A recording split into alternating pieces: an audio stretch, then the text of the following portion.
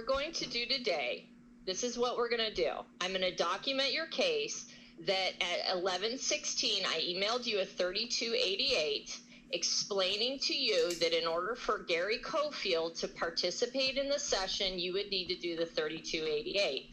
Gary Cofield showed up for that session and began to ask me questions. And as I explained to you and to him, that we would stop the session because you had not signed the correct releases. Furthermore, I continued to explain to you, in order for you to have the attorney that you're requesting to be your power of attorney, you would have to complete a new 2122A because your current power of attorney is a Stephen J. Wagner.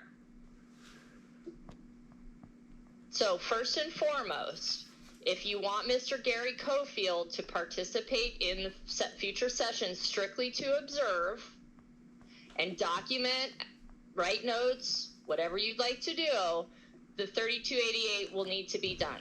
Not a problem. If you would like for Mr.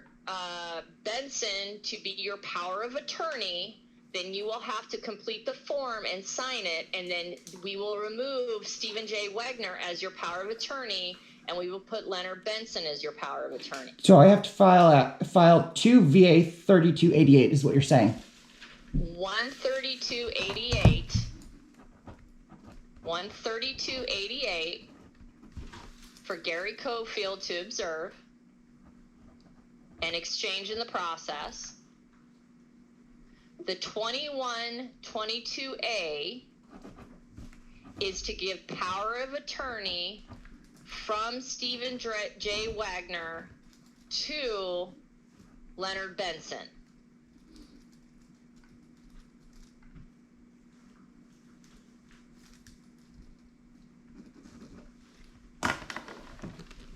So those two forms, you get me back, and Mr. Benson's already in receipt of the 2122A that was provided to him by my supervisor, but I can send it to you again. So you'll have both those. And what I'll say is I'll summarize the email as far as confidentiality. Well, let me summarize your explanation of the 3288. VRE shows the following individual as identified POA, not Gary Cofield. For Gary Cofield to observe a 32088 is required. That makes absolutely no sense. That doesn't say this doesn't even say that a 3288 is a form. You literally did not explain what a 3288 is. You literally just threw it out there. And now you're saying that because of this, you are now tanking my benefits because you sent me instructions that weren't actually instructions. You just said You need to observe a 3288. Let me, what we're gonna do, we'll continue on, right? I don't see Mr. Cofield in here. You've been informed that you can't record the sessions. So therefore we're going to assume that it's just you. As I've explained several times now already and via email, in order for Mr. Leonard Benson to be your power of attorney, he must do a 21-22A. In order for Gary Cofield to sit in sessions, observe situations, and participate, a 3288 is required. Moving on to weapons on campus. I sent you the rules. There's absolutely no rules. To be clear, it does say a utility knife. Do you have the knife, and does it look like a utility knife? It doesn't matter what it looks like. It says in the syllabus, knife, in parentheses, utility knife. Is the knife that you were bringing to class a utility knife, yes or no? Yes. A utility knife is any knife that is used as a tool. So you cannot... So a utility knife, when I Google utility knife, it's a specific, there's a specific utility Yes, knife. you know, So either way, here's what I'm saying to you, right? So listen, no, you listen. Let me speak. I'm not going to. I'm going to set the tone for this. Let me say what I'm going to say. Number A, if you have an issue with the fact the school is saying the knife that you brought on campus does not meet their policy, that's between you and the school. The school has never told me that. You're the only person. The school has never told me that once. Even after this, the school has not said it. You're the only one that's told me, and you don't have the authority to enforce the rules at school. To your attention attention the fact that the school has voiced a concern about the knife that you brought on campus. It is my responsibility to communicate that there is a concern about the type of knife you brought on campus. They provided me with the weapon policy. If you've been provided with that, if you have an issue with that, I've provided it to you. Now you need to take that up with the Show me on the syllabus. I've gone through the syllabus. It says nothing about knives. I have provided you with the weapon policy. No, you haven't. You just said weapons policy says you're not allowed to have weapons. You haven't provided me with the rules. You have to show me the rules on campus. Shane? You cannot just make up rules. Shane, I have a documented email where I forwarded you the Portland Fashion Institute weapon policy. I have provided that with you. I have provided you instruction that the school is concerned about the knife that you've brought on campus. They have voiced that concern. Now, moving forward. So why did it take them over almost a year and a half to mention my knife? And did you know that woman? You and the school. No, it's not between me and the school because it's between me and you now. So you're saying that I can't defend myself using the school's rules. All I have to do essentially is sit here and take it while you chastise me for rules that don't exist, and then you tell me I'm not allowed to defend myself. I have provided you. You have not provided me with anything. I will tell you. Show me on the website. Show me on the website where it says I cannot have it. Also, in the school rules, it says that if the faculty has an issue with a student, they will come to the student. The faculty has still not come to me. So since the faculty has not come to me. Between you and the school. Exactly. It's not between you. It has nothing to do with you. The school has reached out to me.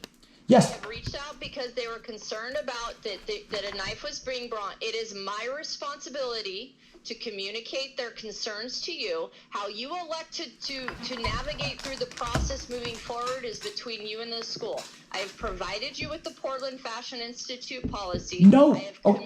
Can you please send it to me again? Okay, you're obviously right. You're smart. I'm dumb. Would you send me the policy again? Communicated to you. Please send it to me again. I have communicated to you. I'm following the agenda. I have communicated to you. Yeah, the Portland Fashion Institute has communicated a concern with the knife being on campus. You've been provided with the Portland Fashion Institute. Yes, please send that to me again. Show me where it says that I can't have it. I will forward that to you. From this point forward, if you have issues, then you can bring that up with the school. I've provided it to you. That is my responsibility. I haven't had, the school still hasn't addressed the issue. Then you may contact the school. No, the school's... I have done my due diligence. No, you haven't. All you've done is sat there and accused me nonstop of things that I haven't done.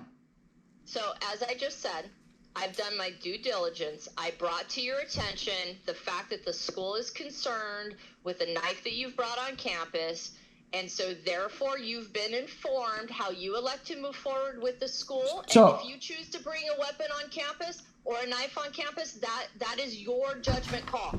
I am telling you, the school has communicated they don't want that particular knife or whatever there's a concern. So you must take it up with the school moving forward. I filed a complaint against this woman, and then the next day, she filed a complaint with you. It's called retribution. It has nothing to do with an issue. That up with the school. No, what my process is, and I have brought it up to your attention, that there is a concern about the knife being on campus. They have brought that to my attention. If the concern is only a concern because it's retribution, then it's not actually a school policy. That is your perspective to bring up with the school. I have done my number one agenda, which is to communicate. To take my veterans benefits from the start. That's what it's been. The only reason you didn't deny me the veterans benefits originally is because there's federal laws that prevented you from violating my VOC Rehab rights. we're going to follow the agenda here, that we have an agenda. So as I mentioned in number 1, that we have addressed the concerns associated with Portland Fashion Institute educational institution and the weapon. They have a concern moving forward. You will need to bring up any. Why hasn't the school brought it up with me? That is between you and the school. So you're saying that if I want to defend myself, I can only defend myself against the school. I have to sit here and let you freaking make claims that aren't true, but I'm not allowed to say anything to defend myself, is what you're saying? You are allowed to defend yourself. You are allowed to retain an attorney. Well, you just said that any issues that I have with the rules and the policies, I have to take it up with them. So I'm not allowed to go back and forth with you because I'm automatically guilty in your eyes. So what I said, that is not what I said. Yes, it is. I say you're guilty. What I said was, let me be very clear. What I said was, Portland Fashion Institute established. No. It was Candace Freeman. No, it was not. Let me finish. Oh, so the owner's in on this. Let me finish. Good to go. Let me finish. Oh, please. You're an angel. Keep going. 1, Portland Fashion Institute established contact with me and indicated there was a concern in reference to a knife that you were bringing onto campus. So why did they do it the day after I filed a complaint? That's between you and the school. We are revisiting this over and over. So Move on to the next thing. So you're saying that if the school's only bringing issue with the knife because it's retribution, it doesn't matter, is what you're saying? That is between you and the school. No, this is between me and you because the school brought it to your attention. My responsibility in this process. You have no responsibility. You're just. Number 2. Then we're going to move on to number 2. My responsibility in this process, Shane, with